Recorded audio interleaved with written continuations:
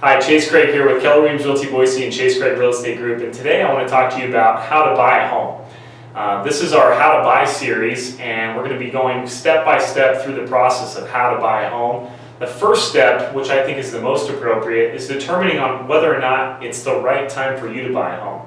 The reality is homeownership is not for everyone at all times. So I'm going to go over some of the benefits and maybe some of the reasons why you shouldn't purchase a home. So let's talk real brief why it wouldn't make sense to buy a home. Let's say you're in an area for a short term and you're not intending on living there for long term. Well, if that short term is, let's say, less than 2 years, if you purchase that home, there are costs to purchasing it, there's costs to selling it. It might not make sense for you unless you're intending on keeping that home as an investment property in the future. So that might be one of the reasons why you might not want to buy. One of the other reasons is if you're saving up for a down payment, or maybe you're going through some credit repair and you actually can't buy right now. So those would probably be the only two reasons I can think where it wouldn't make sense to purchase versus renting. In our area, some of the benefits are huge. One of the biggest benefits to purchasing real estate in Boise, Idaho here in the Treasure Valley area is affordability.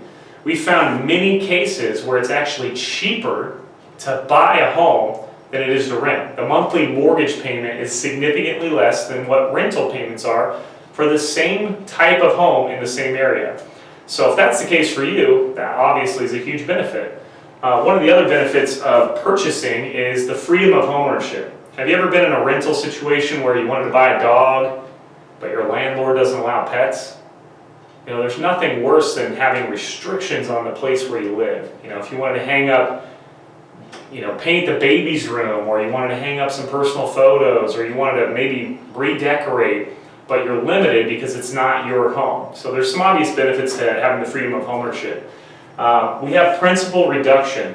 You know, when you're renting a home, let's say you live there for 5 years.